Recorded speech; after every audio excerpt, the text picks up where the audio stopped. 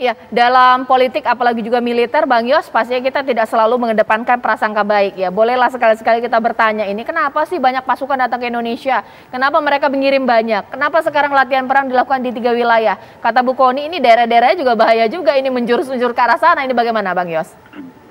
Iya, jadi Amerika mengerahkan pasukan, ngajak latihan militer kita, itu tentu juga mencari segi untungnya dia apa gitu kan ya. Segi untung dia adalah gitu bahwa memberikan kesan kepada Cina gitu bahwa Indonesia itu tidak murni ke blok kamu gitu. Itu yang kesan itu yang ingin dianukan gitu. Bahwa kekuatan besar dan sebagainya itu juga untuk gertak gitu kan. Jadi sekali lagi bahwa latihan itu menurut saya ada yang terselubung gitu ya. Yang terselubung itu tentu yang ada kaitannya dengan isu panas Laut Cina Selatan itu. Nah, Laut Cina Selatan ini memang banyak sekali negara yang terlibat ya, dalam arti punya kepentingan, terutama negara-negara Asia Tenggara gitu. Dan politik kita kan bebas aktif. Jadi kita terbuka pintu kepada siapa saja. Ya silakan kita mau berhubungan hubungan politik, ekonomi, dan militer juga nggak ada masalah. Tetapi sekali menyinggung kedaulatan kita, maka kita akan bereaksi, tidak ada menunjukkan. Nah, bahwasanya kekuatan kita diketahui, kita juga saya rasa Kasat juga bukan sembarangan ya, dia pasti juga tidak akan memperlihatkan semua yang kita miliki gitu ya. Tetapi paling tidak bahwa kita menunjukkan kita siap gitu. Oleh karena itu di militer itu kan ada kata-kata begini, kalau kita ingin damai, bersiaplah untuk perang. Itu apa maknanya? Maknanya kalau kita ingin, orang itu ingin damai dengan kita, maka tunjukkan bahwa kita kuat gitu. Itu sebabnya sekaligus saya ingin menjelaskan pada mungkin orang-orang yang belum paham mengenai masalah ini ya. Nggak pernah ada perang, kita beli alat aja terus. Alat itu kita beli sekian tahun lagi, nggak pernah kita pakai perang, tapi sudah harus kita ganti lagi. Itu sebuah konsekuensi gitu. Jadi ilustrasinya begini saja lah.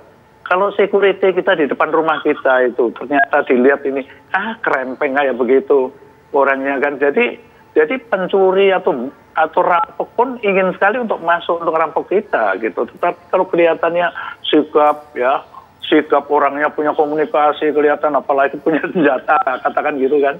Pasti orang akan mikir kira-kira kayak gitu ilustrasinya gitu. Jadi jangan berpikir wah rugi kita beli senjata gitu. Jadi Amerika ini pun akan mengambil keuntungan gitu. Baik. Keuntungan bahwa dia juga ada hubungan dengan negara lain. Artinya kalau Cina in case memaksa kita mau menyerang kita, dipastikan nanti Amerika akan membantu kita gitu. Baik, sekarang saya ke Bu Kony. Bu Kony, sebenarnya ini menjadi pertanyaan publik. Kenapa harus latihan perang sekarang? Apakah Ibu juga sudah ada info? Apakah ada agenda yang ke depan akan dilakukan oleh Cina dan juga Amerika Serikat? Mengingat bahwa ini kan saat ini kan kasus COVID lagi tinggi-tinggi di Indonesia. Ini bagaimana? Kalau ditanya kenapa latihan perang sekarang, harusnya ditanyakan kepada Kepala Staf Angkatan Darat. Saya nggak tahu. Tetapi sekali lagi gini nih, saya tuh lagi mau coba membawa, karena dari tadi seolah-olahnya kita jadi against China ya. Saya tuh nggak juga dukung China, tapi saya ingin kita tuh realistis. Begini, ketika saya bertemu Ibu Madeleine Albright di Bratislava, ada yang menghentak saya gitu loh. Ketika dia menyatakan langsung gitu kepada saya bahwa dunia ini dibagi dua aja kok katanya. Coalition of the Willing, Amerika dan kawan-kawannya.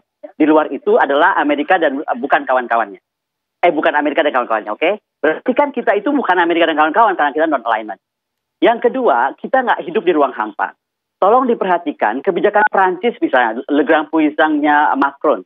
Itu telah menyatakan bahwa Prancis itu akan kembali di sini dan dia sudah membangun 4 wilayah pertahanan dari mulai Caledonia sampai Djibouti.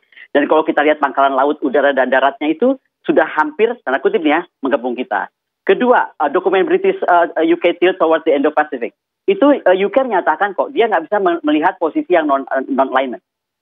Jadi ini clear buat Inggris, walaupun bahasanya bukan coalition of the willing atau non-willing, tapi posisi UK di sana. Dan patut diingat, namanya kerajaan Inggris tuh nggak pernah keluar sejak tahun 49, keluar sebentar di Afghanistan War 91. Sekarang tiba-tiba dia bergerak dengan kapal induk ke arah sini.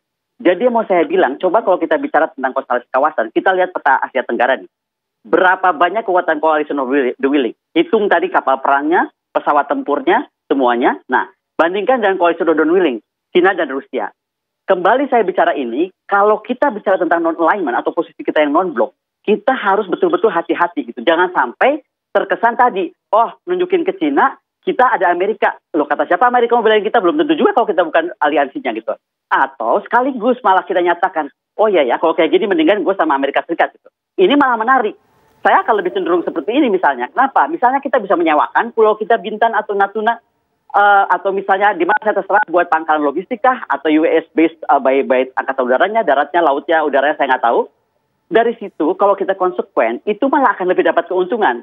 Pernah lihat nggak misalnya US base di Bavaria di Jerman, satu US base itu keuntungannya per tahun 1 billion US dollar. Nah saya tuh cuman nggak mau bahwa kita tuh kemudian dipakai tanda kutip nih sebentar dipakai di Sulawesi, di Sumatera, di mana nggak tahu. Tapi itu we get nothing, kecuali bahwa tadi prajurit bisa ngobrol, bisa punya teman.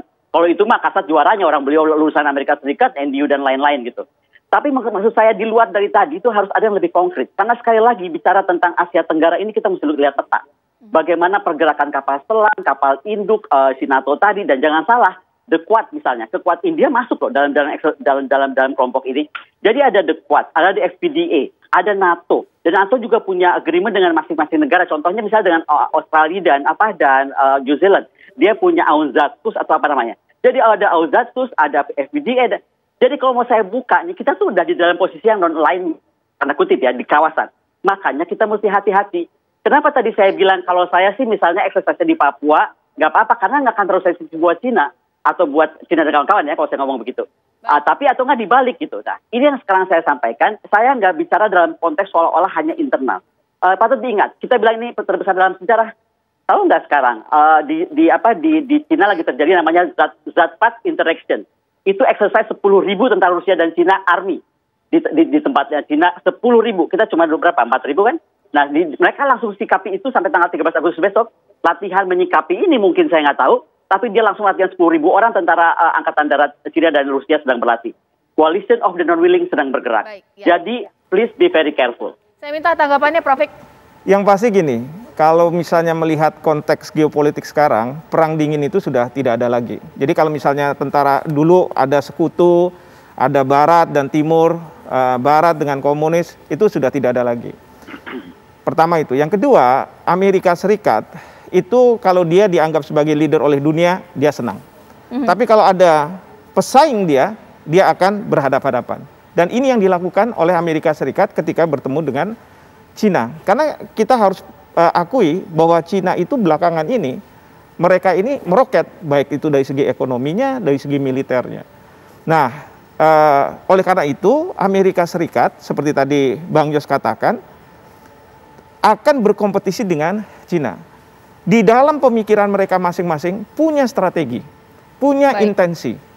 Cuman masalahnya bagi kita Indonesia yang mempraktekkan kebijakan luar negeri yang bebas aktif, tentu kita harus juga punya strategi. Harus bisa mendapatkan yang banyak dari persaingan ini. Jangan kemudian kita ini menjadi objek saja. Ya, kita ini sebagai katakanlah wanita desa yang cantik yang diperebutkan. Karena apa? Bagi Cina, Indonesia sangat penting, sangat strategis. Tapi bagi Amerika Serikat juga sangat penting. Karena apa? Pengaruh kita ke ASEAN, pengaruh kita ke dunia. Ya, market kita besar, pangsa pasar kita luar biasa. Jadi, kalau menurut saya, kalau misalnya kita dapat tawaran dari satu negara, terima. Kalau yang lainnya bilang, saya nggak terima, kamu terima kayak begitu. Kasih apa tawaran? Lebih tinggi lagi? Boleh. Sekarang ini, ketika pemerintah misalnya membutuhkan uang untuk infrastruktur, datang ke Amerika Serikat, mereka nggak ada duitnya. Datang ke Cina, ada duitnya. Tapi Amerika Serikat kan nggak mau kalah. Saya punya keunggulan di dunia militer. Saya datang ke Indonesia, saya kasih tawaran seperti ini. Kita terima juga. At the end of the day, yang penting bagi kita adalah bagaimana kebijakan luar negeri mengabdi pada kepentingan nasional. Ini bukan, mohon maaf Bu Koni, masalah inward looking atau bukan, tetapi bagaimana kita bisa maximizing, memaksimalkan apa yang ada untuk kepentingan nasional kita. Itu yang sangat penting. Baik, mungkin publik berpikirnya sangat sederhana ya ketika mendapat kabar bahwa wah ini banyak sekali militer Amerika Serikat datang ke Indonesia untuk latihan perang. bangga, luar biasa, suatu kehormatan. Tapi apakah benar bahwa lebih banyak keuntungan untuk Indonesia ataukah dalam hal ini Amerika yang diuntungkan dari latihan perang ini? Sesaat lagi.